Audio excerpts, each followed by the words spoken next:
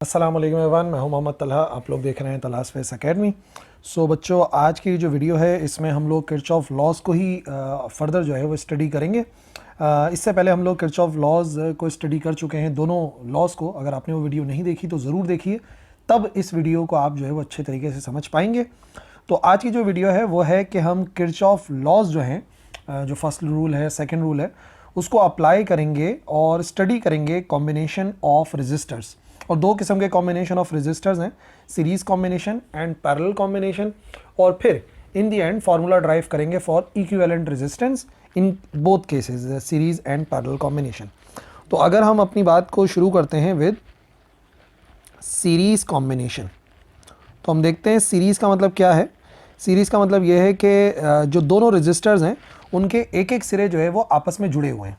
ठीक है, यानी कि मिसाल के तौर पे ये एक रजिस्टर है, लेट्स से R1। ठीक है, ये आ गए इसके दोनों एंड्स। अब इसके किसी एक एंड से जब दूसरी रेजिस्टेंस जुड़ी हुई है, ठीक है ना, ये आ गए R2। दो रेजिस्टेंस से हम इसको सॉल्व करेंगे। एंड इन दी एंड ये जो पूरा कॉम्बिनेशन है इसको हमने जोड़ा हुआ है एक बैटरी के साथ। ठीक है, जिसका कोई भी वोल्टेज है, लेट्स से उसका वोल्टेज कर देते हैं V के बराबर। तो ये जो कॉम्बिनेशन आपको नज़र आ रहा है, ये कॉम्बिनेशन कहलाता है सीरीज कॉम्बिनेशन। जहाँ फ्लो ऑफ करंट का एक ही रास्ता होता है ना, उसे हम कह रहे हैं कि ये सीरीज कॉम्बिनेशन है। एक ही रास्ता है, जितना करंट R1 से गुजरेगा उतना ही करंट R2 से गुजरेगा। अगर यहाँ से मिसाल के तौर पे करंट मूव करता है I, तो वही करंट इधर भी पहुँचेगा। वही सेम करंट जो है वो पास होगा R1 से, वही सेम करंट पास होगा R2 से, यानी कि I के बराबर। ठीक है, I1 I2 कहने की ज़रूरत नहीं है, सेम करंट गुजरेगा और वही करंट वापस आ जाएगा बैटरी की तरफ, यानी कि I करंट आएगा। ठीक है, अब वोल्टेजेस जाहिर सी बात है दोनों के डिफरेंस, दोनों के जो वोल्टेजेस हैं वो डिफरेंट होंगे। मिसाल के तौर पे अगर इसका वोल्टेज है तो इसके एंड्स के अक्रॉस जो वोल्टेज है इसको हम नाम दे देंगे V1 का, और इसके एंड्स के दरमियान का जो वोल्टेज है उसको हम नाम दे देंगे V2 का। ठीक है जी। और जैसे कि आपको क्लियरली नज़र आ रहा है कि दोनों जो है वो सीरीज़ में है, तो हम क्या कर सकते हैं, हम इसका नेट पोटेंशियल डिफरेंस लिख सकते हैं। इस केस के अंदर जो नेट पोटेंशियल डिफरेंस होगा इज गिवन बाय, वो बराबर किसके होगा, वो बराबर होगा V is equal to V1 plus V2। ठीक है, कैसे निकाला, ये हमने किरचॉफ वोल्टेज रूल से ही निकाला है। अगर आपको याद है तो चलो मैं उसको अप्लाई करके भी दिखाता हूँ। किरचॉफ वोल्टेज रूल के मुताबिक सबसे पहले करंट आपके सामने नज़र आ रहा है और मैं यहाँ पर ट्रेवर्स कर देता हूँ। ये जो है वो हमारे जो हमने सपोज करा है सर्किट को सॉल्व करने के लिए, ये वो वाली डायरेक्शन है। ठीक है, अब रूल क्या कहता था, रूल ये कहता है कि अगर बैटरी के नेगेटिव से पॉजिटिव की तरफ जा रहा है आपका ट्रेवर्सिंग, तो आपने इसके वोल्टेज को पॉजिटिव कंसिडर करना है। और अगर आपकी ट्रेवर्सिंग बैटरी के पॉजिटिव से नेगेटिव की तरफ जा रही है तो फिर आपने बैटरी के वोल्टेज को नेगेटिव लेना है। ठीक है, और क्या हो गया, ये आ गया पॉजिटिव, ये आ गया नेगेटिव, ये आ गया पॉजिटिव, ये आ गया नेगेटिव। रेजिस्टेंस के लिए क्या रूल था, मिसाल के तौर पे रेजिस्टेंस से करंट जो है वो इस डायरेक्शन में फ्लो हो रहा है और आपकी ट्रैवर्सिंग इस डायरेक्शन के अंदर है, अपोजिट डायरेक्शन में है। तो ऐसी सूरत में रेजिस्टेंस का जो वोल्टेज है उसको पॉजिटिव सपोज करते हैं।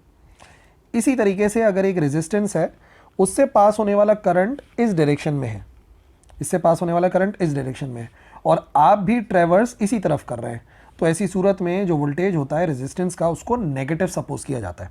ये मैंने आपके लिए समरी करी है। अगर नहीं समझ में आएगी और नहीं पता किरचॉफ लॉ तो ज़रूर उस वीडियो को देखो, तलाश फेस एकेडमी और किरचॉफ वोल्टेज रूल सर्च करो, आपको मिल जाएगा। उसको जाके देखोगे तो ये आपको समरी एकदम क्लियर हो जाएगी। तो अब अगर यहाँ से मैं ट्रेवर्स करता हूँ तो आप सबसे पहले V1 के बारे में लिखोगे। अब देखो, हमारी सपोज की हुई डायरेक्शन और ट्रेवर्स वाली डायरेक्शन, यानी करंट की डायरेक्शन और हमारी ट्रेवर्स की हुई डायरेक्शन सेम आ रही है, दोनों क्लॉकवाइज हैं, चाहे R1 से गुजरे या R2 से। तो इसका मतलब जो वोल्टेज होगा R1 का, इसके साथ हमें साइन लगाना पड़ेगा माइनस का। क्यों लगाना पड़ेगा, क्योंकि रेजिस्टेंस के लिए रूल ये है कि अगर आपके जो सपोज की हुई डायरेक्शन है ट्रैवर्सिंग की डायरेक्शन है, वही करंट की डायरेक्शन है तो नेगेटिव सपोज करते हैं। अच्छा, R2 के लिए भी ऐसे ही है, R2 से करंट ऐसे गुजर रहा है और आपकी ट्रैवर्सिंग भी क्लॉकवाइज है, इस तरीके से है, तो इसका मतलब इसका वोल्टेज भी नेगेटिव सपोज होगा, माइनस का V2। और फिर अगर आप बैटरी को देखो तो बैटरी की जो ट्रैवर्सिंग है आपकी सपोज की हुई डायरेक्शन, वो बैटरी से नेगेटिव की तरफ नेगेटिव से पॉजिटिव की तरफ जा रही है, ऐसे करके, ये क्लॉकवाइज, नेगेटिव से पॉजिटिव। तो ऐसी सूरत में क्या करते हैं, नेगेटिव से पॉजिटिव को इसको क्या कंसिडर किया जाता है, इसको कंसिडर किया जाता है पॉजिटिव। तो इस वजह से बैटरी के लिए जो हम यहाँ पे वोल्टेज लिखेंगे वो हम पॉजिटिव वाला लिखेंगे, इज इक्वल टू 0 आएगा। किरचॉफ वोल्टेज रूल के मुताबिक ये हमने क्या अप्लाई करा है, ये हमने अप्लाई करा है अकॉर्डिंग टू KVL को अप्लाई करा तो ये आंसर आया। अब यहाँ से अगर वोल्टेज को अलग करते हैं, ये दोनों पॉजिटिव हो जाएंगे तो V बराबर आ जाएगा V1 प्लस V2। तो सिंपल सा रूल ये कहता है कि जो भी इस बैटरी का वोल्टेज है वो इन दोनों के अंदर डिवाइड हो जाएगा, law of conservation of energy के मुताबिक या KVL के मुताबिक। अब हमें V और V1 और V2 की वैल्यू को मालूम करना है। तो अगर हम अप्लाई करते हैं अकॉर्डिंग टू ओम्स लॉ, अगर ओम्स लॉ को यूज़ करते हैं तो ओम्स लॉ के मुताबिक V बराबर होता है IR के।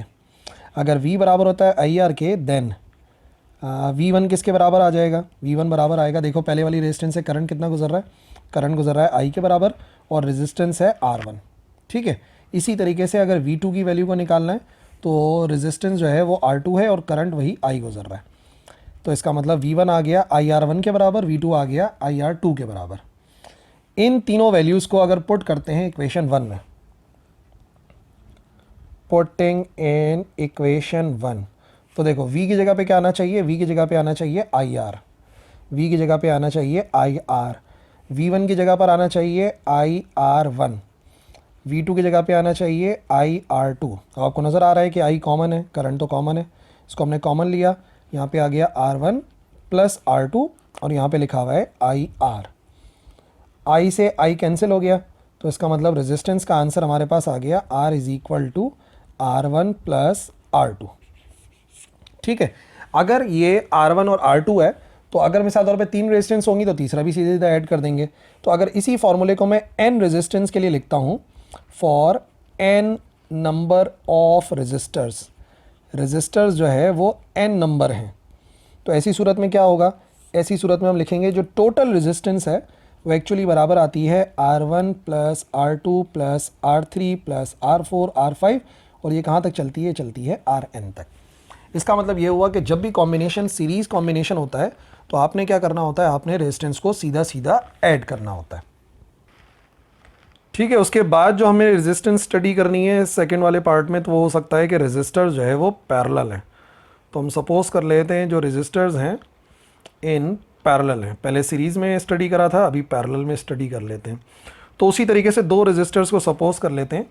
एक मिसाल के तौर पे हो गई रेजिस्टेंस R1, ठीक है, और फिर एक रेजिस्टेंस हो जाएगी R2, ठीक है, ये वाली रेजिस्टेंस हो गई बराबर R2 के। अच्छा, पैरेलल में क्या होता है, दोनों एंड्स आपस में जुड़े हुए होते हैं, करंट डिफरेंट गुजरता है, दोनों एंड्स आपस में जुड़े हुए होते हैं, ये बात याद रखिएगा। अगर इसको मैंने इससे कनेक्ट कर दिया और इसको मैंने इससे कनेक्ट कर दिया, अब ये दोनों एक दूसरे के पैरेलल हैं। और फिर बैटरी को भी देख लेते हैं, बैटरी को हमने कैसे लगाया, यहाँ से हमने कम्बिनेशन दे दिया और फिर इस तरीके से मैंने इधर एक बैटरी को जोड़ दिया, बैटरी का पॉजिटिव आ गया और नेगेटिव आ गया, ये आ गया बैटरी का पॉजिटिव, ये आ गया नेगेटिव टर्मिनल और बैटरी का वोल्टेज जो है वो V के बराबर है। ठीक है जी, ये कॉम्बिनेशन ना पैरेलल कॉम्बिनेशन होगा क्योंकि आप देख सकते हैं पाथ बिल्कुल अलग है, जो करंट का पाथ है R1 के लिए डिफरेंट हो सकता है और वही करंट का पाथ R2 के लिए डिफरेंट हो सकता है। मिसाल के तौर पे यहाँ से करंट निकलता है I, ठीक है, यहाँ तक भी करंट पहुँचेगा I और फिर वो करंट इस पॉइंट पर आके, लेट से टर्मिनल A पर आके डिवाइड हो जाएगा दो हिस्सों में। कुछ करंट चला जाएगा R1 की तरफ, मिसाल के तौर पे उसको I1 का नाम देते हैं, और कुछ करंट चला जाएगा R2 की तरफ, इसको नाम दे देते हैं I2 का। और फिर वही दोनों करंट फ्लो होने के बाद यहाँ पर आके कंबाइन होंगे पॉइंट B पर और दोबारा से करंट I बनाएंगे। ठीक है जी, तो इस सूरत हाल के अंदर अगर मैं मिसाली तौर पे किरचॉफ करंट रूल या करंट लॉ अप्लाई करता हूँ, according to Kirchhoff's current law, current law के मुताबिक किसी जंक्शन पे आने वाला करंट बराबर होता है उस जंक्शन से जाने वाले करंट के। तो देखो, आने वाले करंट का नाम है I, यह हमेशा बराबर होगा इस जंक्शन से जाने वाले करंट के, और जाने वाला करंट क्या है, जाने वाला करंट है I1 प्लस I2। तो इसको जहन में रखना है कि I बराबर होगा I1 प्लस I2 के, इसको इक्वेशन 1 का नाम देते हैं। अच्छा, अब वोल्टेजेस का क्या मामला होगा, R1 का वोल्टेज, R2 का वोल्टेज, उसके लिए किरचॉफ सेकेंड रूल अप्लाई करना पड़ेगा हमें, according to Kirchhoff's voltage rule. जो सेकंड रूल है ना, सेकंड लॉ है, वो वोल्टेज लॉ है, जिसके मुताबिक हमें सबसे पहले तो सर्किट को ट्रैवर्स करना पड़ेगा। तो मिसाल के तौर पे सर्किट को ट्रैवर्स कर लेते हैं क्लॉकवाइज डायरेक्शन में, इस तरीके से ट्रैवर्स कर लेते हैं। कंडीशन वही है जो इससे पहले मैंने आपको समझाई, अगर करंट की डायरेक्शन, रेजिस्टेंस से जो गुजर रहा है करंट वो डायरेक्शन, और आपकी जो सपोज की हुई ट्रेवर्स की हुई डायरेक्शन है वो अपोजिट है, तो आपने रेजिस्टेंस को वोल्टेज को पॉजिटिव कंसिडर करना है। और अगर आपकी सपोज की हुई डायरेक्शन और रेजिस्टेंस से गुजरने वाले करंट की डायरेक्शन सेम है तो आपने उसको नेगेटिव सपोज करना है। ठीक है, अब आप देखें I1 जो गुजर रहा है वो इस डायरेक्शन में गुजर रहा है क्लॉकवाइज, और हमारी ट्रेवर्सिंग भी क्लॉकवाइज है, तो इसका मतलब जो वोल्टेज होगा इसका, ठीक है, R1 का जो वोल्टेज होगा जिसको V1 कह सकते हैं, ठीक है, इसको हमें क्या करना पड़ेगा, इसको सपोज करना पड़ेगा नेगेटिव, मैंने लिख दिया नेगेटिव में।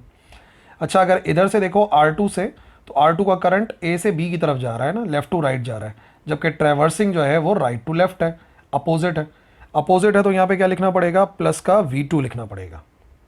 ठीक है, और ये दोनों बराबर होने चाहिए जीरो के, क्योंकि इस लूप के अंदर तो बैटरी लगी हुई नहीं है, तो बस दोनों का वोल्टेज ही आपस में जीरो के बराबर आना चाहिए। और अगर मैं इसको शिफ्ट करूं तो क्या बन सकता है, V2 बराबर आ सकता है V1 के। अगर V2 बराबर आ गया V1 के, इसका मतलब दोनों का पोटेंशियल डिफरेंस सेम है, जो दोनों का वोल्टेज है वो सेम होगा। तो V1 V2 लिखने के बजाय हम क्या कर सकते हैं, दोनों को एक कॉमन नेम दे सकते हैं, और वो कॉमन नेम हो जाएगा V के बराबर। ठीक है जी, अब वोल्टेज तो V के बराबर हो गया, करंट की वैल्यू निकाल लेते हैं according to Ohm's law. According to Ohm's law V बराबर होता है IR के, ठीक है, V IR के बराबर होता है, तो इसका मतलब यहाँ से अगर आप I की वैल्यू निकालोगे तो I बराबर आएगा V ओवर R के। अब वोल्टेज तो दोनों के लिए सेम है ना, तो हम क्या कर सकते हैं, I1 का फार्मूला अगर लिखेंगे देन I1 का फार्मूला लिखेंगे तो V ओवर R1 आएगा, I2 का फार्मूला अगर लिखेंगे तो V ओवर R2 आएगा, और फिर ये सारी की सारी वैल्यूज़ जो है उसको हम पुट कर देंगे, पुटिंग इन इक्वेशन, वो जो करंट लॉ वाली इक्वेशन थी ना, इक्वेशन नंबर 1, इसमें पुट करेंगे। I की जगह I की value V over R, I1 की जगह I1 की वैल्यू V ओवर R1, और I2 की जगह V ओवर R2। कॉमन लिया, V कॉमन आ गया 1 over R1 plus 1 over R2, और यहाँ पे लिखा हुआ है V ओवर R। जो भी कॉमन आ रहा है आप देख रहे हो वो कैंसिल भी हो रहा है, तो इस मरतबा V से V हो जाएगा कैंसिल। इसका मतलब 1 over R is equal to 1 over R1 plus 1 over R2। Means जो नेट रेजिस्टेंस होती है वो एक्चुअली रेसिप्रोकल्स पे डिपेंड करती है। और ये भी आपको बात बताऊं कि ये जो रेजिस्टेंस होती है पैरेलल के अंदर, टोटल रेजिस्टेंस वो हमेशा कम होती है, क्योंकि रेसिप्रोकल लिए जा रहे हैं ना। रेसिप्रोकल जो है, किसी भी चीज़ का आप रेसिप्रोकल करोगे, कोई बड़ी वैल्यू का रेसिप्रोकल करोगे तो आंसर छोटा ही आएगा। इन दी एंड जब रेजिस्टेंसेस के रेसिप्रोकल्स को ऐड करते हैं तो आंसर हर एक इंडिविजुअल रेजिस्टेंस है, चाहे 10 रेजिस्टेंस हो 20 हो, हमेशा आंसर उनसे छोटा आता है। तो अगर यही सवाल मैं लिख देता हूँ, यही फॉर्मूला लिखता हूँ, for n number of resistors, अगर n नंबर ऑफ रेजिस्टर्स हैं तो क्या करना चाहिए, n नंबर ऑफ रेजिस्टर्स, तो उसके लिए फॉर्मूला बनेगा 1 over R is equal to 1 over R1 plus 1 over R2 plus 1 over R3 plus 1 over R4, और ये कहाँ तक चलेगा, जितनी भी रेजिस्टेंस हो वहाँ तक इस फॉर्मूले को लिखा जा सकता है। ठीक है जी, तो हम लोगों ने ये एक और एप्लीकेशन पढ़ ली किरचॉफ वोल्टेज या किरचॉफ करंट लॉ की, दोनों लॉस की, और आई होप आपको समझ में आ गया होगा कि क्या मेथड है सीरीज़ और पैरेलल कॉम्बिनेशन ऑफ रेजिस्टर्स को समझने का with the help of Kirchhoff loss. ठीक है जी, कोई भी सवाल है तो कमेंट सेक्शन में लिखना, मैं इंशाल्लाह रिप्लाई कर दूंगा। That's all for this video. अल्लाह हाफिज़।